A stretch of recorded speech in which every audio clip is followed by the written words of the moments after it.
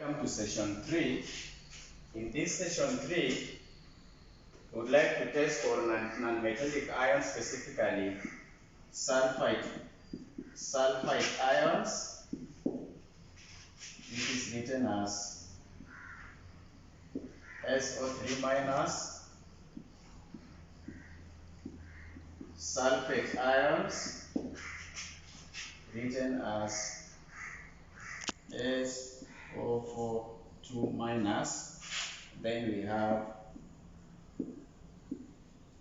carbonate ions, CO32 minus. Now, the first bit of the test, in this case, we are going to use the reagent called barium. We are going to use acidified barium chloride solution. Acidified barium chloride solution. Acidified barium chloride solution is a mixture of barium chloride solution plus hydrochloric acid. Alternatively, we can also use acidified barium nitrate, which is a mixture of barium nitrate solution and dilute nitric 5 acid. So how do we go ahead to test?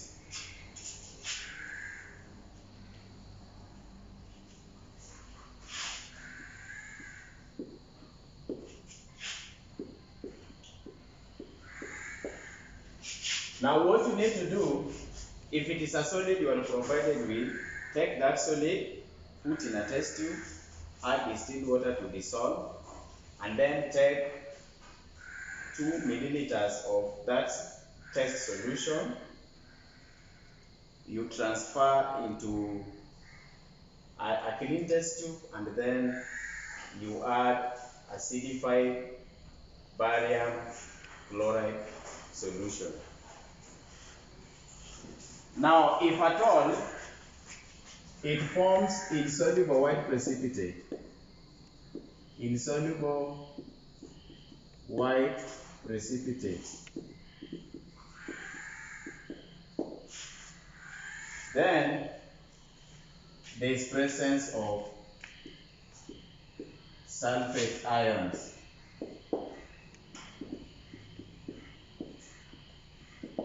Sulfate ions form insoluble white precipitate with acidified barium chloride solution.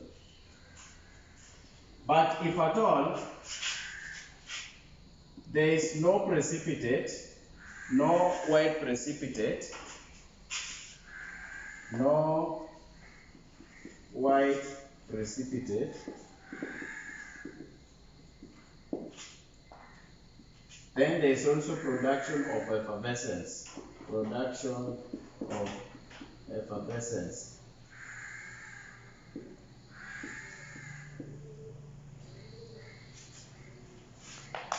No white precipitate, and then there is production of effervescence. That one means there is presence of carbonate ions. We write it like this. Former sulfide ions. Now, what we could have expected is that if at all we were to use barium chloride solution only, then the barium ions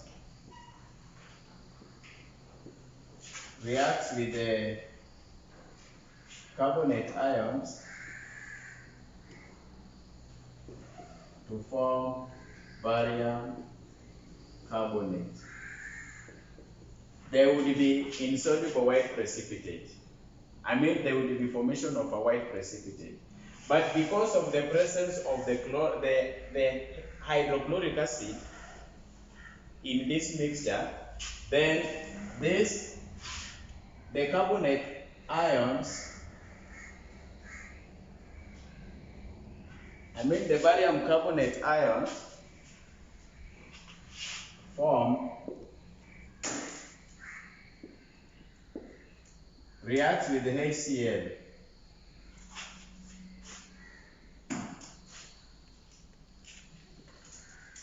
to form barium chloride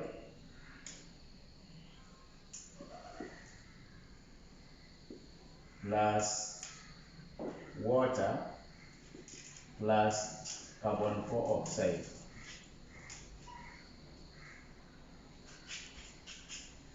So in this case, there is no white precipitate because of the carbonate form is normally reacting with the acid to form the barium chloride. The effervescence produced is because of the carbon 4 oxide gas being evolved. So that is what you expect. Similarly, for sulfite ions would react with the barium ions to form barium sulfite. And then the barium sulfite reacts with the acid to form barium chloride and sulfur oxide gas plus water. So in that case, that is responsible for no white precipitate. Now the next trick of this part is to show how it happens. In this case, we have the test solution. This is the test solution suspected to contain the sulfate ions.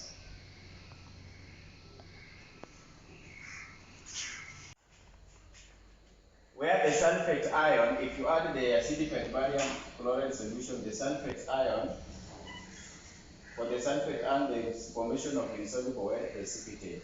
For the carbonates and the sulfite ions, I mean, you don't expect the precipitate. Why? Because it dissolves and effervescence is produced. So this is the main reagent used. Then the test for the three, we have said that you use silver nitrate solution, where the chloride ions, on addition of silver nitrate to the test substance containing the chloride ion, there is formation of a white precipitate. Then for the bromide and chloride ions, test solution forms pale yellow precipitate, silver nitrate solution. Then for the nitrate ion, if at all you were to test for the presence of nitrate ion, when provided a solid, then what we expect is that when you use that solid, then there is formation of red-brown fumes, and a colorless gas, which the lights are glowing green. Colorless gas, as we have tested.